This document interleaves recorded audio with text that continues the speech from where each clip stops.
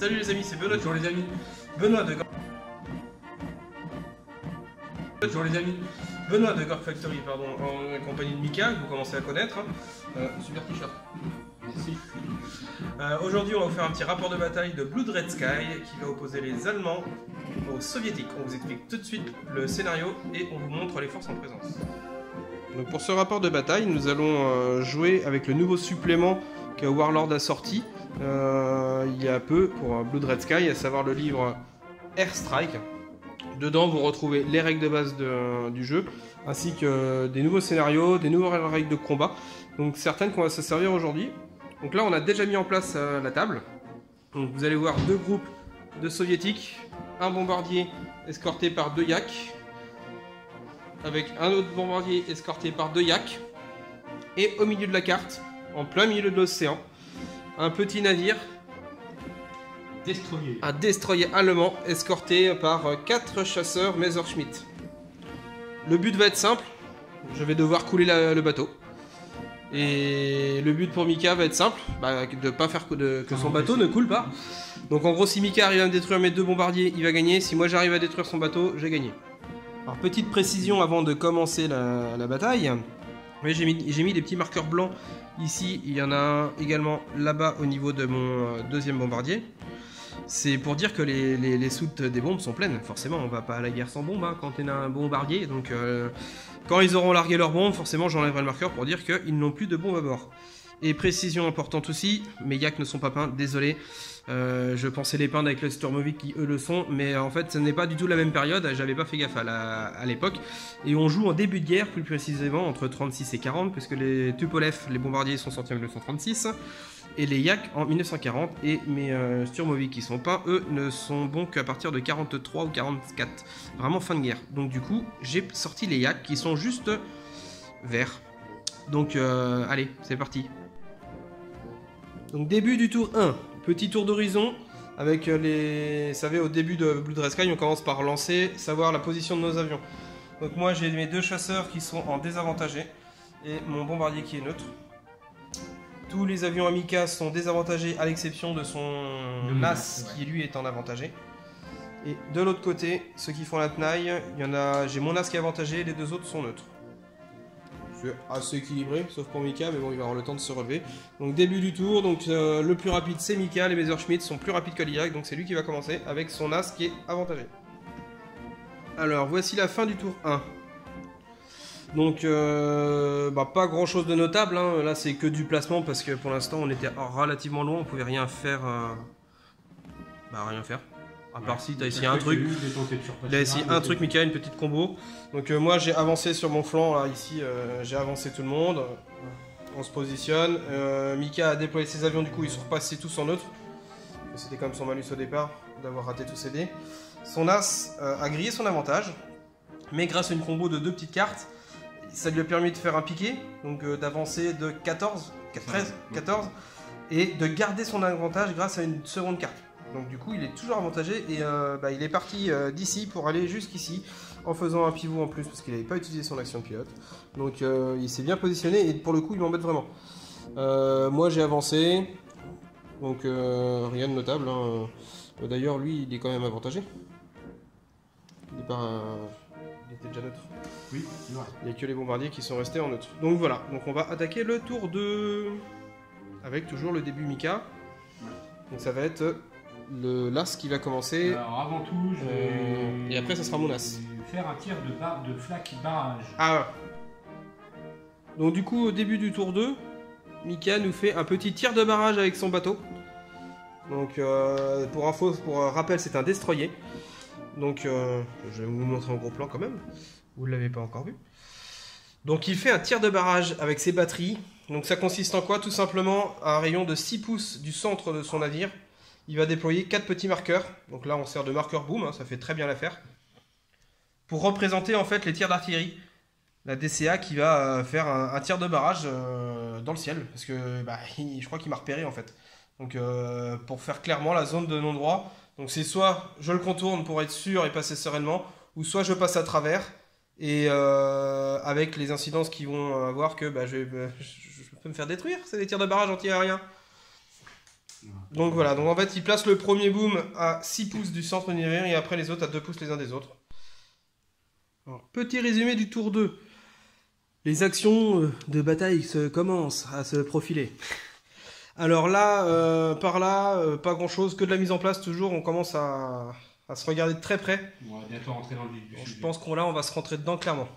Là moi j'ai mon bombardier qui a fait un petit piqué et qui à la fin s'est remis neutre pour pouvoir s'approcher. Il est suffisamment proche pour pouvoir aller bombarder au tour prochain le bateau, sans pour autant subir la foudre à ce tour-là en fait. Je me suis mis en dehors de portée de sa DCA.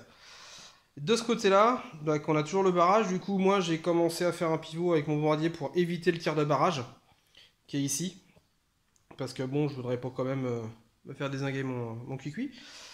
Mon as toujours escorte le bombardier. J'ai réussi à prendre l'avantage sur cet avion-là grâce à mon as, qui l'a obligé du coup à changer un petit peu ses plans au niveau de son placement. L'as en Messerschmitt, lui, a tiré sur mon cuicui, mais il a lamentablement raté son tir. Ouais, c'était un mauvais tir. Donc j'ai pu du coup me dégager et me positionner un peu différemment, du coup lui donnant des choix à faire. Donc là on va attaquer le tour 3. Donc ça va être à moi de commencer avec mon as, du coup qui est en avantagé là-bas. Ensuite ça sera les deux avantagés qui seront d'abord celui-ci, ensuite celui-ci, parce qu'ils sont 4 et 3 respectivement en pilotage. Après ça sera les miens, parce qu'ils sont en 3, mais du coup ils sont un petit peu moins rapides que les Messer. Après en neutre, du coup nous aurons l'as en Messerschmitt ici. Et pour finir, le dernier, ce sera lui. Non, ce sera d'abord mes avions et après lui. C'est ça. Les bombardiers, puis le petit pour finir. Mais ça, tout va dépendre après de ce qui va se passer quand même sur les premières activations. Allez, c'est parti. Alors, fin du tour 3, nous rentrons dans le vif du sujet avec le premier bombardement. Lamentablement échoué. On vous en parlera après. Alors, pour cette partie-là de table, mon as qui est ici, en fait, était de l'autre côté. Et il s'est dit, tiens, je vais foutre un gros coup de gaz pour passer au-dessus de tout le monde et prendre pour cible cet avion-là qui était juste là. Je l'ai pris en chasse, du coup. J'ai raté mon tir. Ah non, il a esquivé, j'ai touché, mais il a esquivé. Du coup, j'ai un autre avion qui s'est positionné à faire une manœuvre, qui a fait la même, qui a raté, qui a d'abord tiré avant de faire son mouvement gratos, qui a brûlé son avantage, qui est passé dessus, qui a fait la petite manœuvre qui va bien pour se replacer derrière, qui a tiré, et j'ai lamentablement raté.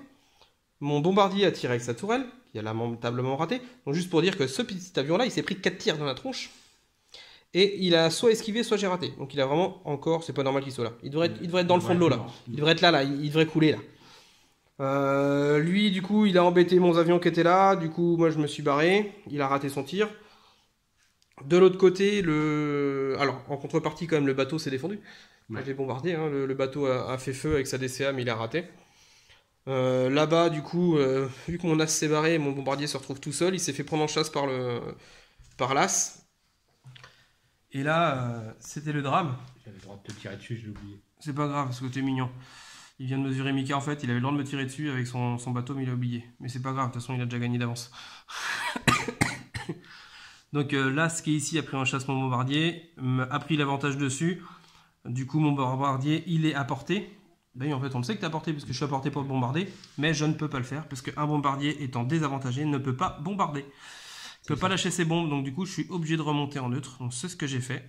Vous voyez une pastille rouge ici sur mon socle. En fait, tout simplement parce que quand je me suis fait tirer dessus par l'as a raté, mais le Messerschmitt qui est derrière, lui a réussi, il m'a cassé un moteur. Donc là, vous voyez pas, il est en train de fumer le truc. Là, Bon là, clairement ce bombardier là il fera rien. Donc je reviens sur un petit point de règle concernant le bombardement. Donc on est très déçu avec Mika au niveau des règles en fait. Ou alors on a très mal compris. Mais on a après relecture 2 fois.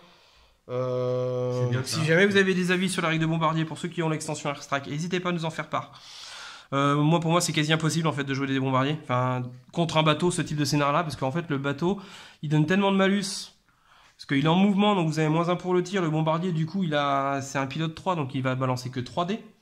Le bateau, avec ses règles, fait qu'en fait, il ignore un de nos tirs. Il enlève un de nos tirs. Ça va encore plus loin que ça. C'est du fait que tu es chargé de bombes, ça te met des malus. Oui, déjà. Et en plus, le bateau, il a des capas qui redonnent encore des malus sur le tir.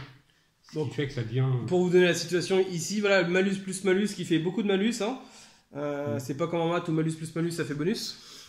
Et puis en plus, avec cette histoire de bombe chargée, on peut tirer qu'une fois dans la partie. Voilà, donc ce qui est logique en soi, mais le problème c'est que quand on lâche des bombes, normalement il y en a quand même beaucoup qui tombent. Donc là où on trouve pas logique, c'est que c'est pas représenté, c'est-à-dire que là j'ai fait un tir, j'ai plus de bombes. Donc j'ai fait un tir, j'ai balancé 3 dés, et pour que mon tir passe, il faut que je fasse un double 6 avec 3 dés. Et je ne droit qu'à une chance dans la partie. Le navire a 2 points de vie, j'ai 2 bombardiers en jeu. Donc en fait j'ai le droit à 2 essais, enfin j'ai le droit qu'à un essai, il faut que je fasse un double 6 à chaque fois pour que ça passe. Donc en stat, c'est quasi impossible en fait que ça réussisse. Donc c'est ingérable. Après peut-être qu'on n'a pas assez de bombardiers à en mettre plus. En même temps, même si j'en avais mis 3, clairement ça n'aurait pas beaucoup changé au niveau des stats. Parce qu'il faut toujours faire un double 6 pour faire un dégât. Il en a 2 des points de vie, donc sur mes 3 bombardiers, il faudrait que j'en ai 2 qui passent.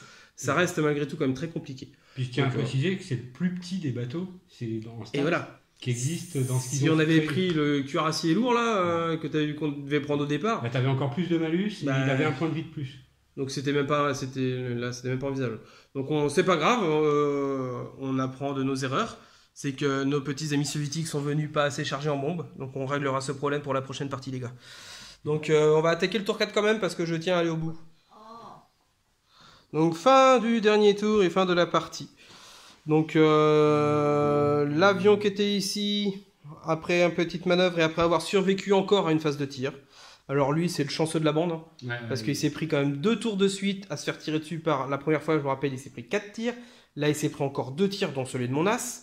Il arrive toujours à tout esquiver. Donc le gars je pense qu'il peut avoir une médaille. Donc mes avions on l'avait pris en chasse, lui il s'est barré après, lui il a repris en chasse toujours le même, hein. Mon QQ s'est barré, mon bombardier a fait un mitraillage de la dernière chance sur le navire qui a lamentablement échoué. Non, t'as réussi et tu m'as Ah si oui pardon, j'ai réussi. Tu m'as détruit de la j'ai détruit une tourelle de dessert. défense antiaérienne. Donc voilà, l'avion qui est là-bas, le Messerschmitt, qu'allait pour éviter de se faire prendre en chasse par mon yak, il a fait demi-tour, il a manœuvré pour aller se mettre dans les nuages. Donc fin de la partie, on finit sur un match nul du coup parce que moi j'ai encore un bombardier et encore que. Et je t'ai quand même abattu un bombardier. Mais Mika m'a quand même abattu un bombardier. Mais moi le bateau je l'ai juste endommagé. Mais donc si on fait le ratio, si on fait la différence au niveau des booms du coup, donc moi j'en ai marqué 5, 6. T'en as marqué 6 je crois. Donc 5 en tout parce qu'en fait j'ai commencé la partie avec 1. Et j'en ai mis 5 au cours de la partie, sachant que pour info les tourelles des bombardiers on en a quand même mis 3. Ouais. Donc les tourelles des bombardiers c'est bon, mangez-en à fond. Et moi du coup il m'en a mis que 3. Mais il a quand même, sachant qu'il a abattu un avion, donc en fait c'est l'avion qui t'a mis les 3. Parce que là, je t'en ai mis un premier en touchant un avion. Bah oui, quand t'as cassé le moteur et après en le démolissant. Donc en fait il s'est focalisé sur un des bombardiers et ça a payé. Non, j'ai touché un de tes. Lui là. Donc mention spéciale. Avec ton bombardier, je pouvais pas prendre 3 boom shit, tu peux en prendre que 2. Mention spéciale pour Casper, l'intouchable. L'homme intouchable, ouais. Bon, alors, en conclusion, moi je dirais que un peu déçu des nouvelles règles de bombardement et de mitraillage. Je pense que c'est un peu armagné ou alors il y a quelque chose qu'on a raté, qu'on n'a pas compris dans la traduction. Regarde là, coucou. Ouais. Mais je suis un petit peu déçu, je m'attendais à mieux que ça, quoi. Là, on s'est rendu compte, ou alors c'est fait vraiment pour jouer des grosses batailles avec beaucoup de bombardiers. C'est ça. Donc, affaire à suivre. On se retrouve une prochaine fois pour un autre rapport de bataille, BSR ou BRS ou un autre jeu. Ou Bushido, voilà. tout ça. Affaire à suivre. Allez, à plus. À plus.